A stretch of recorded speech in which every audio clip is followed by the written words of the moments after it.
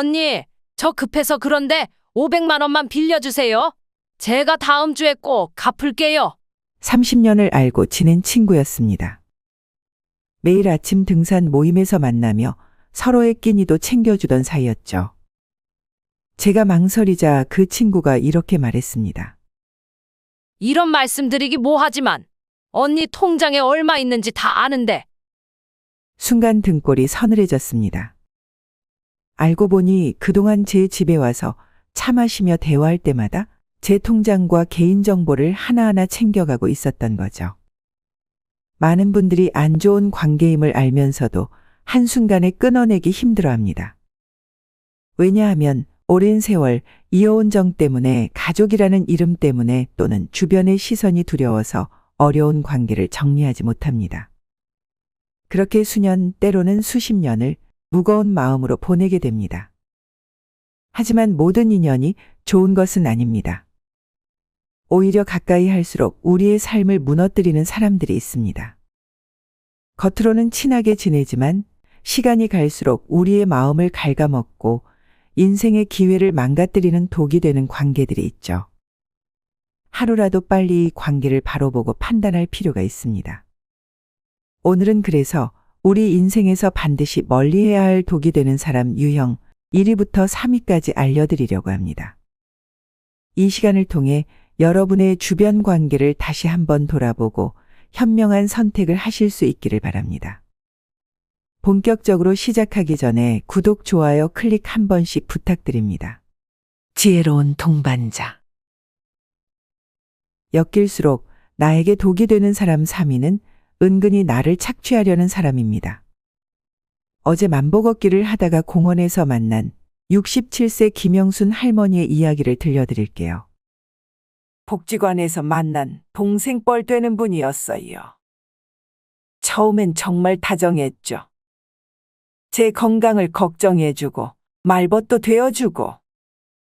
근데 어느 날부터 집안 대소사를 의논하자며 제 살림살이를 하나둘 알아가더니 나중에는 제 통장까지 관리하겠다고 하더라고요. 거절하면 언니가 나를 못 믿나 봐. 하면서 서운해했어요. 그렇게 2년 동안 제 연금을 다 써버렸어요. 물은 한 방울씩 떨어져도 바위를 뚫는다라는 속담이 있습니다. 이런 사람들의 접근법도 똑같습니다.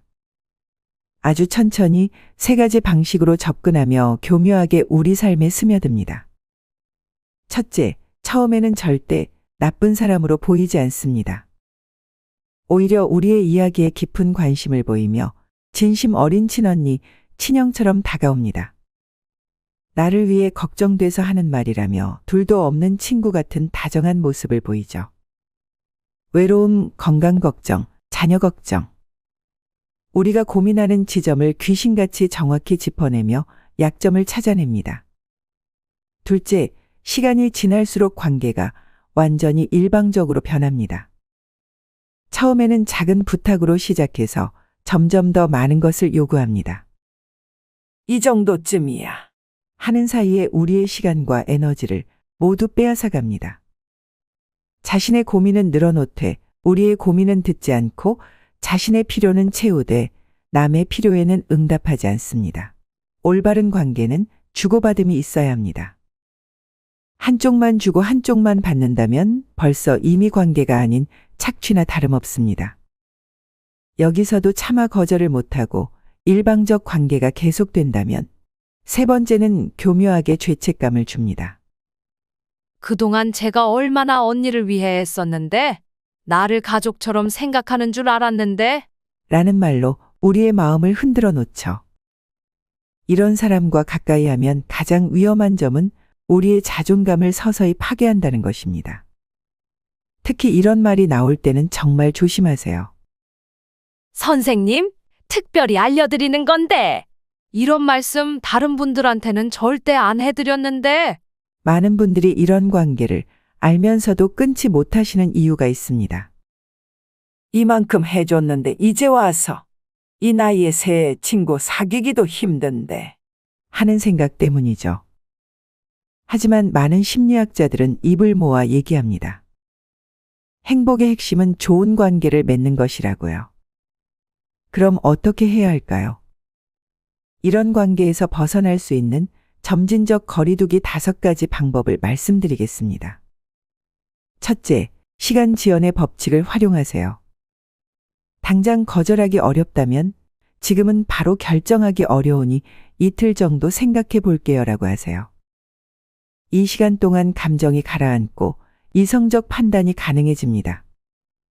더구나 급한 마음에 요청하는 사람들은 이틀이 지나면 자연스럽게 다른 대상을 찾아가는 경우가 많습니다. 둘째, 기록의 힘을 빌리세요. 매번 상대방이 요구하는 것들을 달력에 적어보세요. 한 달만 기록해도 그 사람이 얼마나 자주 어떤 패턴으로 접근하는지 보입니다. 이런 기록은 나중에 결정적인 증거가 될 수도 있고 혹시 모를 법적 분쟁에서도 도움이 됩니다. 셋째, 대체 인물 만들기입니다. 상대방이 요구하는 것에 대해 내가 직접 하기는 어렵지만 어디 복지관의 땡땡 선생님을 찾아가 보세요처럼 전문가나 기관을 안내해 주세요. 이렇게 하면 상대방도 거절감을 덜 느끼고 실제로 도움도 받을 수 있습니다. 넷째, 3인 이상의 법칙입니다. 중요한 만남이나 대화는 반드시 제3자가 있는 자리에서만 하세요. 이는 상대방의 부적절한 요구를 자연스럽게 막아주는 방패막이가 됩니다. 또한 나중에 무슨 일이 생겼을 때 증인 역할도 해줄 수 있습니다. 마지막으로 가장 중요한 신뢰 가능한 조력자 만들기입니다. 자녀든 변호사든 동네 복지사든 반드시 한 명의 믿을 수 있는 조력자를 만드세요. 정기적으로 현재 상황을 공유하고 조언을 구하세요. 이런 사람이 있다는 것 자체가 큰 심리적 방어막이 됩니다. 다산 정약용 선생님은 이렇게 말씀하셨습니다. 물이 깊어야 고기가 모이고 사람이 신중해야 인연이 모인다. 부적절한 관계를 정리하는 것이 새로운 좋은 인연을 만나는 시작이 될 수 있습니다. 지금 당장은 어렵고 힘들어도 이런 단계적인 방법들을 하나씩 실천하다 보면 건강한 관계로 반드시 나아갈 수 있을 것입니다. 엮일수록 나에게 독이 되는 사람 2위는 운이 항상 나쁘다는 사람입니다. 항상 자신이 운이 나쁘다는 분들은 크게 두 부류로 나뉩니다. 첫 번째는 매사에 내가 왜 이런 일을 당해야 하나라며 세상을 탓하시는 분들입니다. 늘 자신이 피해자라고 생각하다 보니 같은 상황이 반복되어도 달라지는 게 없으시죠. 두 번째는 마음은 참 곱고 착하신데 자기 자신은 돌보지 못하시는 분들입니다. 봉사정신이 너무 강하셔서 남을 도와주려다 정작 자신은 돌보지 못하는 분들이 계십니다. 남을 위해 희생하는 것이 미덕이라 여기지만 그 과정에서 자신의 건강과 행복을 잃어버리죠. 이는 결국 주변 사람들에게도 걱정을 끼치는 일이 됩니다. 다산 정약용 선생님께서는 말씀하셨죠. 자신을 다스리지 못하는 사람은 남도 다스리지 못한다. 아파트 주민 모임에서 만난 분이었어요. 처음엔 참 다정다감해 보였죠. 그런데 시간이 지날수록 모든 대화가 불평불만이었어요. 며느리 이야기만 나와도 요즘은 시어머니를 어떻게 대하는지 하시더라고요. 퇴직한 아들 이야기가 나오면 다른 집 아들들은 다 과장 부장 달더니 우리 아들만 이렇게 운이 없어서 한숨만 쉬시고 갱년기 건강 이야기만 나와도 나만 유독 힘든가? 다른 사람들은 다 멀쩡한데. 이런 식으로 자꾸 우울한 이야기만 하시는 거예요. 처음에는 안쓰러운 마음에 열심히 위로해드리고 이해해드리려 했어요. 그런데 몇 달이 지나니까 저도 모르게 그분 말씀을 듣고 나면 기운이 쭉 빠지는 거예요.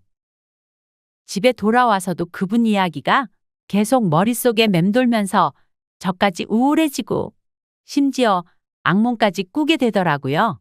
나중에는 그분 전화만 와도 가슴이 답답해지고 모임에 가는 게 두려워질 정도였어요. 그제서야 깨달았죠. 착한 마음에 계속 들어주는 것이 오히려 저희 행복까지 해치고 있다는 걸요. 이런 분들의 특징은 세 가지로 나타납니다. 첫째, 모든 상황을 부정적으로 해석합니다. 좋은 일이 있어도 어차피 오래가지 않을 거야 라고 생각하고 작은 어려움도 내 팔자가 이렇지라며 크게 확대합니다. 둘째, 자신의 불행을 끊임없이 나누려 합니다. 마치 불행을 나누면 줄어들 것처럼 주변 사람들에게 자신의 고민과 걱정을 계속 털어놓습니다. 셋째, 해결책은 거부하면서 위로만 바랍니다. 조언을 해주면 너는 내 처지를 몰라 라며 거부하고 그저 자신의 불행에 동조해 주기만 바랍니다.